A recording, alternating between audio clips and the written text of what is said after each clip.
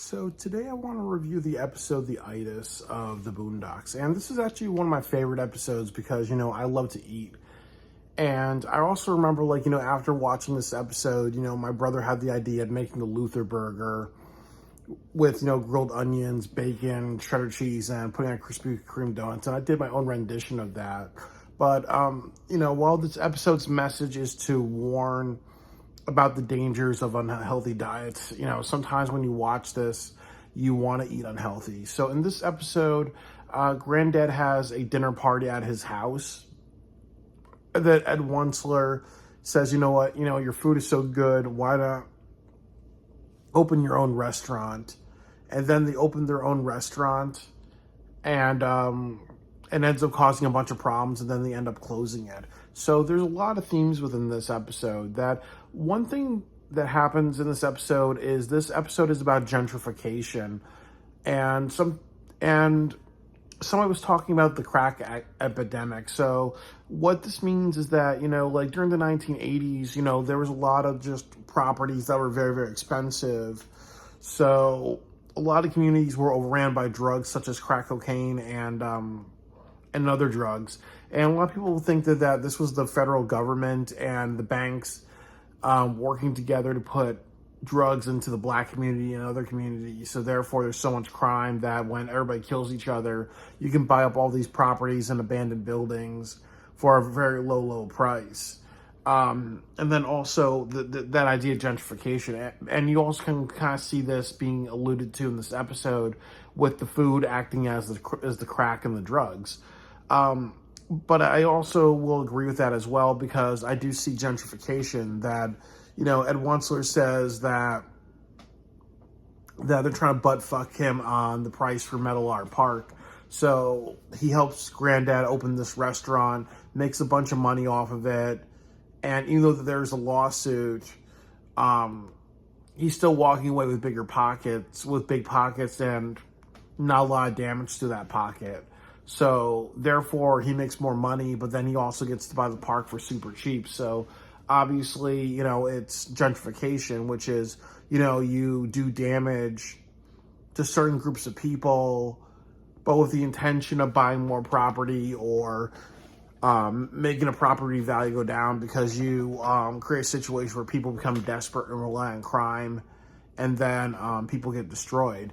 And another theme that I want to talk about in this episode is litigation, because I think that one thing that happens is a lot of people go to the Itis, and the woman that sues the Itis is a white woman, and she goes on Oprah and does all the talk show host type of things and talks about how soul food ruined her life.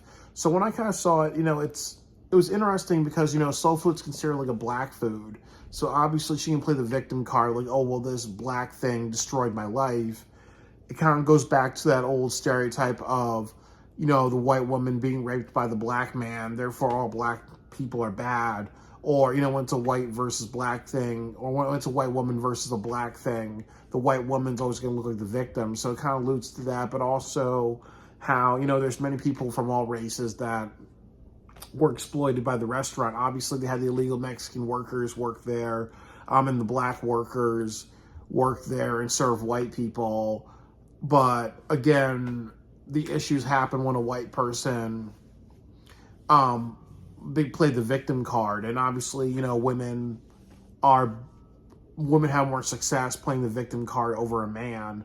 So therefore, that's one of the reasons why it closed. So it also talks about that societal double standard of women can be victims, white women can be, seen as the biggest victims in the world, right next to the little white girls.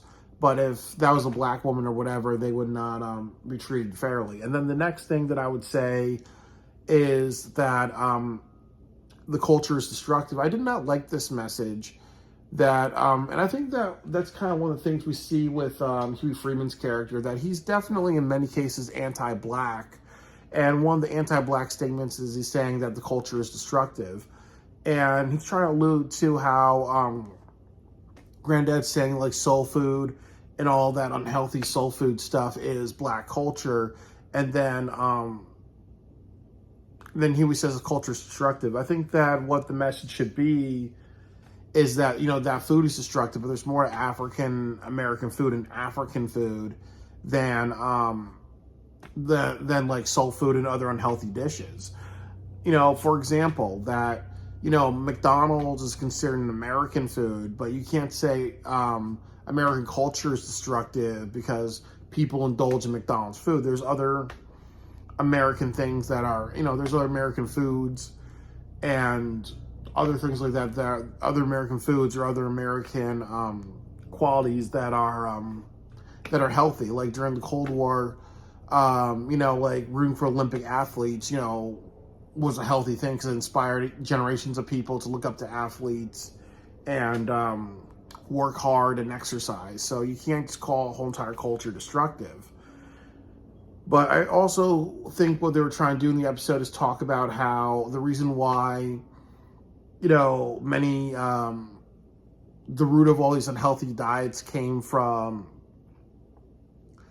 slavery and how there wasn't a lot of food. So they had to eat like the worst parts of a pig or had very unhealthy diets because like usually unhealthy food is food that you can make in a bulk.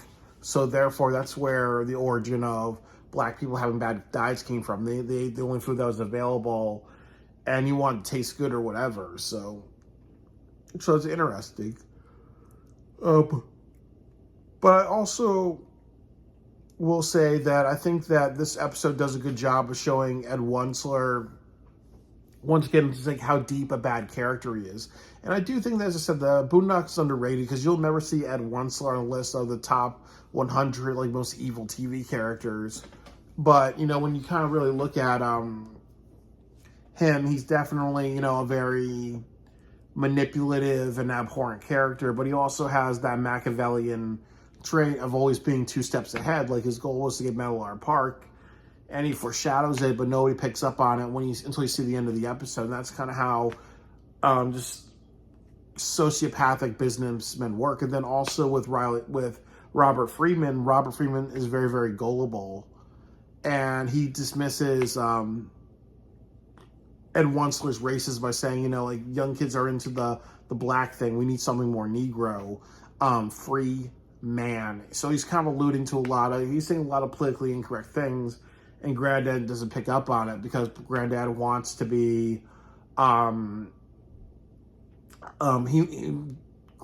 really wants to be, wants to have a good status. And his status is ultimately saying that, what, if a white man accepts me, if a white man's my friend, if a white man believes that I'm profitable, it makes me look good. Like he's like, I need the acknowledgement of white people to make me feel good about myself.